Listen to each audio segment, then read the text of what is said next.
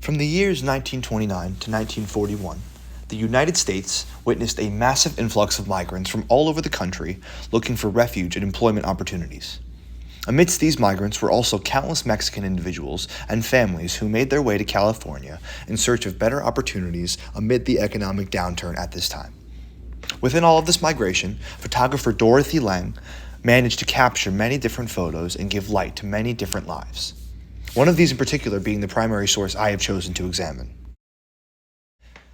What I have chosen to research is a powerful image depicting a Mexican child in a migrant labor camp.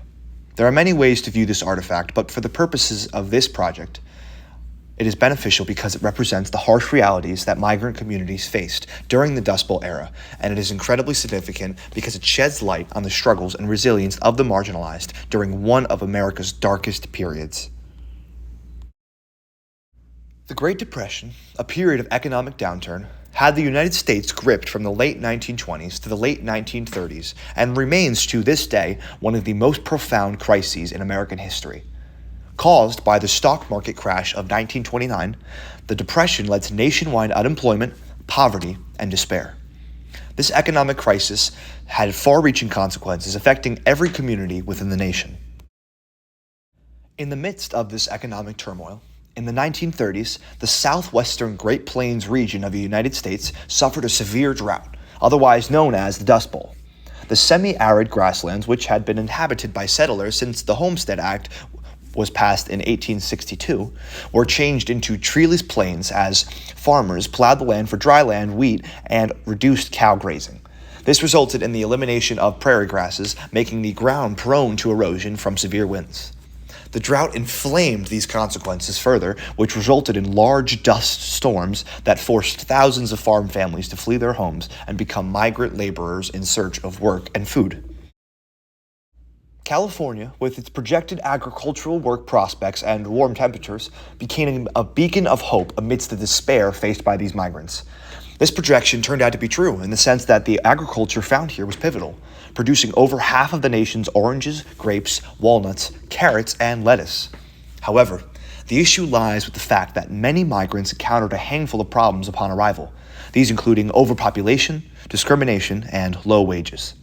The migrants suffered severe deprivation, lacking adequate food, shelter, and basic necessities. While some farm owners allowed workers to live rent-free in labor camps, others provided basic accommodations such as cabins or shacks, and some simply provided muddy patches for tents.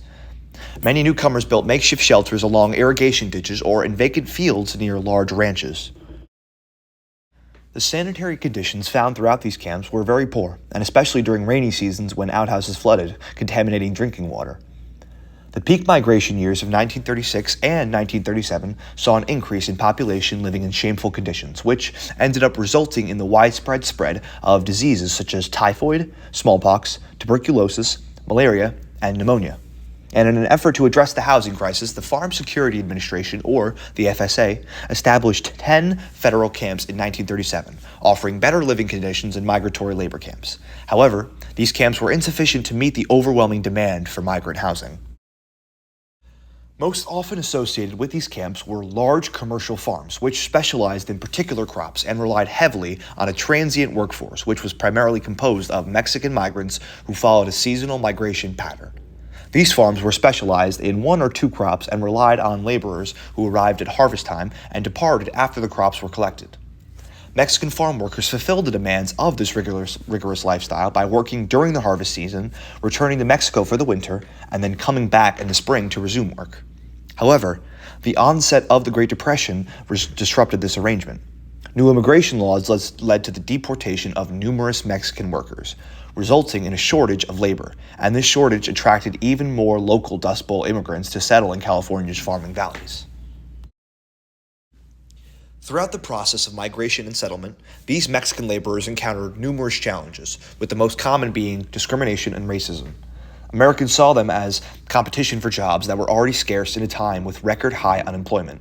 Additionally, Mexican migrants had to face the constant fear of deportation with the creation of new immigration laws at the time, and also in conjunction with the fact that the mass influx of migrants overburdened the system and many people were turned away at the border of California. Despite these obstacles, though, Mexican migrants played a crucial role in sustaining California's agricultural industry, often performing the back-breaking work for the pitiful pay. Furthermore, the transient nature of this labor process ultimately meant that families lived in an almost limbo state of instability and often lacked permanent housing and struggled to make ends meet. And this instability often had a major impact on the familial institution, going beyond just economics to actually affect parents and children on both a psychological and sociological level. Families were torn apart quite frequently as men sought jobs in distant areas, leaving behind the women and children to fend for themselves. Children were then given an improper education and were, in certain occasions, forced to work alongside their parents in the fields, depriving them of childhood and educational opportunities. Which leads me to my chosen artifact. There were a couple of reasons that led me to this artifact, but what ended up being the most prevalent of them all was the fact that this photo had so many incredible layers and carries so much history within something that looks like a regular photo to the disinterested eye. The photo is part of a larger collection that was all taken by photographer Dorothy Lange. Dorothy Lange was a renowned photographer known for primarily documenting the lives of migrant workers during the Great Depression. In her time, she managed to capture images of migrant farm workers in California, particularly in the Imperial Valley during the 1930s, and highlight the harsh living conditions, overcrowdedness, and challenges faced by these workers. She sought to use her photos to bring attention and gather backing for the creation of migrant camps.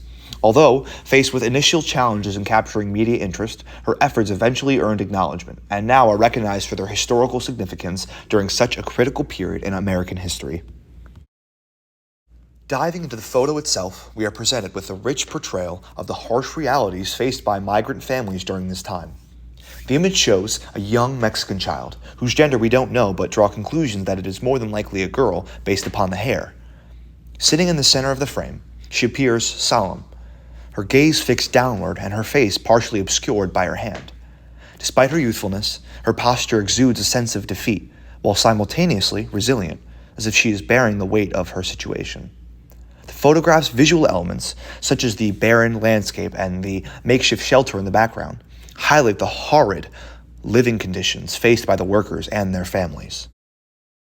In a symbolic way, the image conveys themes of both innocence and perseverance in the face of adversity.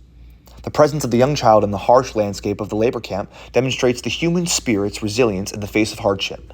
Her downward gaze and partially obscured face may also in a sense represent the invisibility and marginalization felt by migrant communities whose struggles were frequently overlooked and ignored by society. Even though Mexican migrant workers were critical to the American agricultural industry during this period of time, they suffered many obstacles in addition to the already harsh conditions migrants faced. It also cannot go without saying the incredible toll that was taken on the children of these workers. Because they were forced into labor alongside their parents, these children worked in the fields under grueling conditions and dealt with exploitation and substandard living arrangements at an incredibly young age.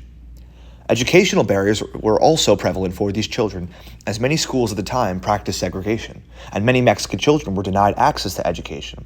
And the ones who were able to get access found it difficult to maintain attendance due to many different factors. Additionally, language barriers obstructed their academic progress as Spanish was their primary language. And to make matters worse, malnutrition, exposure to dust and pesticides, and limited access to healthcare contributed to elevated rates of illness and premature mortality.